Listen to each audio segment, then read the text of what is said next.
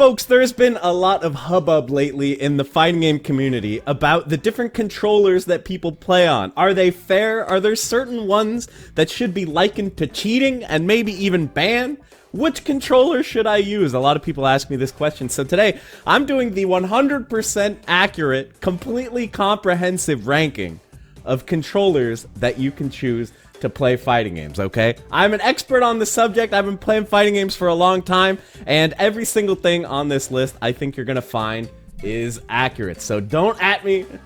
Don't let me know down in the comments if there's a controller I forgot, because this is comprehensive, okay? I'm not gonna forget anything, but let's start out.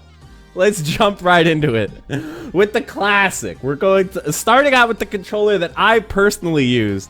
It's gonna be the fight stick, okay? Only boomers need apply, okay? If you're using one of these guys, you're actually a dinosaur at this point. So fight stick, it does have some things going for it. You know, it's somewhat ergonomic. I think it's a little easier on your hands than maybe something like a PlayStation controller. The customization aspect of fight sticks is really cool as well. You can put custom art, and you can, you know, select what kind of buttons and stick lever you want and all that stuff. So that can be fun, but at the end of the day, I think fight stick has a lot of disadvantages. You know, for example, the opponent can see your buttons and hear your buttons as you're pressing them, which matters a lot in offline tournaments. And I do think that this is true. This is something that's coming up in conversation. It's just fight stick is kind of slow. Like, when you go from down to up to do like a flash kick, you have to cover so much space. You're losing vital frames when you're trying to do these moves, you know? Even doing like a dragon punch. Oh, we gotta move the stick so far. Think of the frames, guys. Think of the frames. It's not the most responsive thing out there. These things are also huge. Have you ever tried to travel with a fight stick? It's a huge pain. I'm so envious of people who have controllers that can just like fit in a normal size backpack. I have to buy a specialty backpack from my fight stick manufacturer, give them more money just so that I can carry a fight stick around. So I would say fight sticks, we're putting them at the bottom of the list. Low tier, boomers only. Let's move on. But now we're going to talk about the hot input device of the moment right now. We're talking about Hitbox. You know, Hitbox is better than nothing. It has some advantages over the fight stick, you know. It doesn't have that problem of like, oh, I have to move the stick all the way from down to up. You have to cross a mile of real estate. You don't have to worry about that. You just hold down and then you just tap up. It takes no time at all. So the input time, the response time is extremely low on Hitbox. Also, Hitbox allows you to maybe participate in a little bit of cheating. People call it the cheat box for a reason. We got the SOCD, the simultaneous opposite cardinal directions. You can hold left and press right at the same time, and that'll give you a right input. You can hold down and press up at the same time, get an up input. So that allows you to have instant inputs that aren't actually possible on a stick, where you can't press two directions at the same time. That ain't how a stick works. So yeah, the cheat box, it might give you a competitive edge, but it does have some of those downsides that I talked about with the stick. People can see your buttons, and not only that, they can hear your buttons. You know, on stick you can't really hear when someone is moving directions, but on Hitbox you can hear them tapping the directions. So the sort of GoldenEye style screen watching tech is a little bit more vulnerable on Hitbox, and it also has that problem that, you know, they're pretty big. They do have stuff like the Snackbox Micro.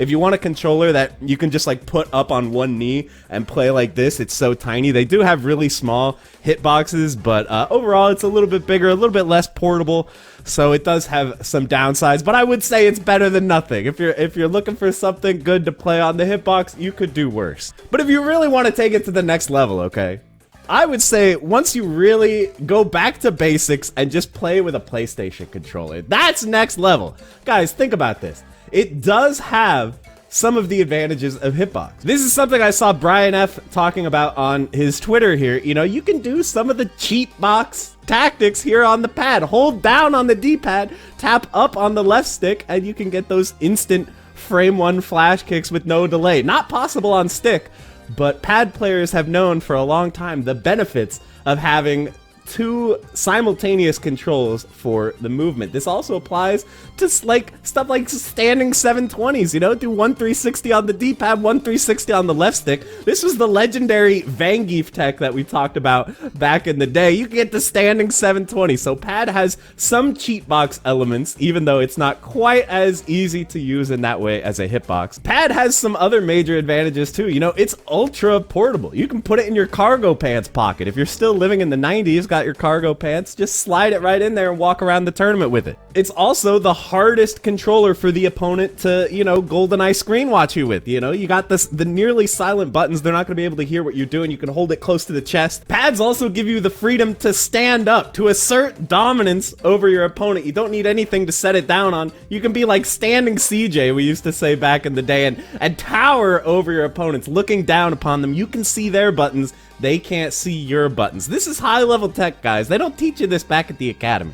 And let's not forget Luffy, Evo champion of Street Fighter 4, played on the old school PS1 pad. So there's something to it. Even without the analog stick tech, there's something to pad. I'm telling you guys. So you might be thinking about spending a boatload of money on an expensive arcade stick or a custom Hitbox or something, but at the end of the day, you can get it done with just the standard pad. You guys will be fine. Play on gamepad. It's truly some next level tech. But real quick, we can move on to another controller that gives you that alpha Chad energy of being able to tower above the opponent. That's of course the Guitar Hero controller. For a long time, the power of the Guitar Hero controller has been well known in the FGC. Here we can see player one playing Akuma, already, you know, going straight to the top tier. That's a smart idea right off the bat. And playing with the custom modded Guitar Hero controller with the stick instead of the strum bar so that you can Korean backdash with the Guitar Hero controller. This really powers you up, guys. Plus you could do star power activation. There you go. But if you don't want to stand up, if you want something that is going to keep you planted, keep you firmly attached to the ground, I really don't think that you can do any better than the steering wheel. We all know about the famous player Initial T, the steering wheel warrior. Core A Gaming did a whole video about this guy playing with the steering wheel, pressing the little buttons. You know, this thing, you don't have to worry about it going anywhere. You can clamp it onto the table. It's not going to slide around. There's absolutely no question that you're going to be in good shape. And I don't know what kind of tech exists for like SOCD. Like, can you press left on the D-pad while you turn the steering wheel to the right? I think there's something there. Plus, you got the foot pedals. You can start getting the foot pedals involved. Hit the clutch to do a DP. I don't know, guys. I think that this is unexplored tech, and I think if you're ready to go beyond what's possible with a gamepad or a stick or some kind of cheat box, you should check out the steering wheel. That's the true top-level tech right here. All right, but these are all pretty standard things that you can just go to the store, go to the online store and buy any of these controllers. But now we're going to start getting a little bit more custom. If you want to really be a top level player, you're going to have to go out of your way to find top of the line equipment that's not available to everyday consumers. So, you know, Hitboxes are pretty popular, pretty easy to find the Hitbox, but it's a little bit harder to find the Hurtbox. So if you guys don't know how this works, the idea is, you know, on each stick, there's 4 micro switches, right, for the 4 cardinal directions. So, you know, most sticks, we got 8 buttons over here, but with 2 sticks, with 4 directions on each, you can cover all 8. And so all of a sudden, you know, you can do like a half circle forward, and it's like pianoing across the buttons. So just imagine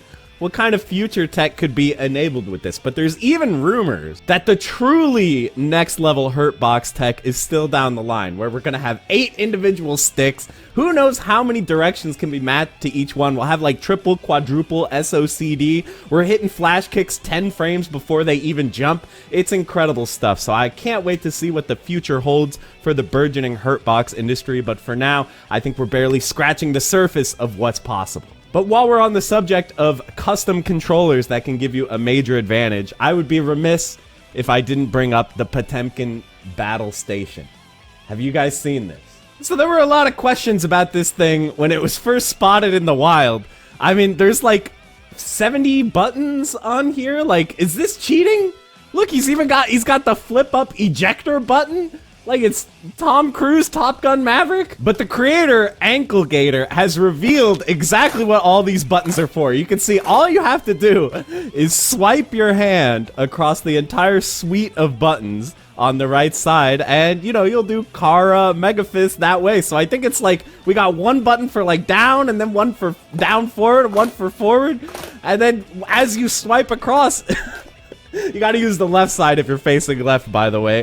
It just automatically does the move. So, you know, I think we'll probably figure out some pretty broken stuff for this. So for me, immediately what came to my mind was like T-Hawk throw loops or something. It's a hard input. You have to do a 360 and then release the buttons with the right timing. So if you could just map that to all the buttons so that you swipe across, and then when you're done swiping, that'll do the negative edge throw. That's the kind of thing that I'm thinking, so that we can execute this without even having to try. That's the kind of thing I'm thinking of. So I think the T-Hawk battle station is probably going to be next for me. And the nice thing is, you know, if you like want to have some food, you can just open up the pizza box, put some slices of pizza inside, start eating them in between rounds at the tournament. So I think this offers a lot for all the players out there if you want to play a difficult character and do some difficult execution.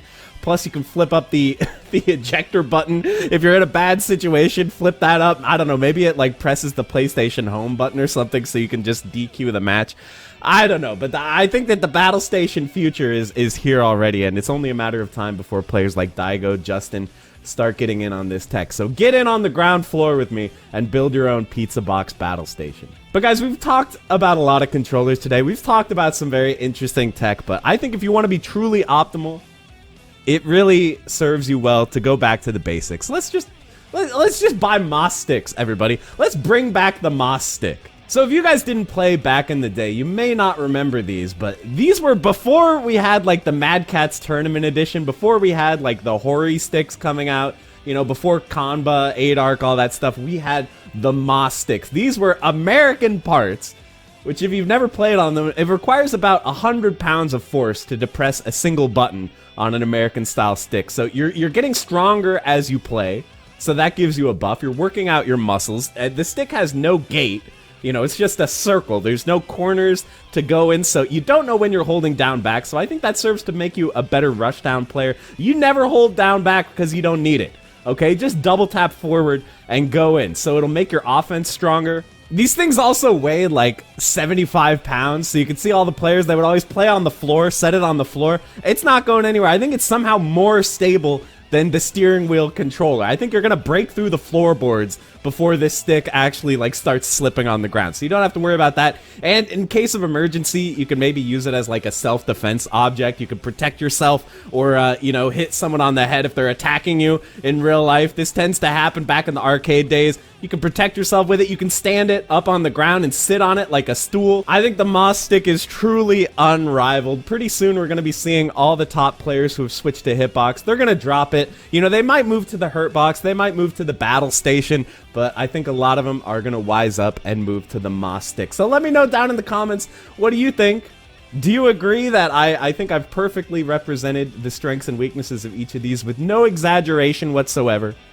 So let me know down in the comments. I'd love to hear your thoughts. And with that, we're going to move on, and I'll see you guys in the next one. Bye, everybody.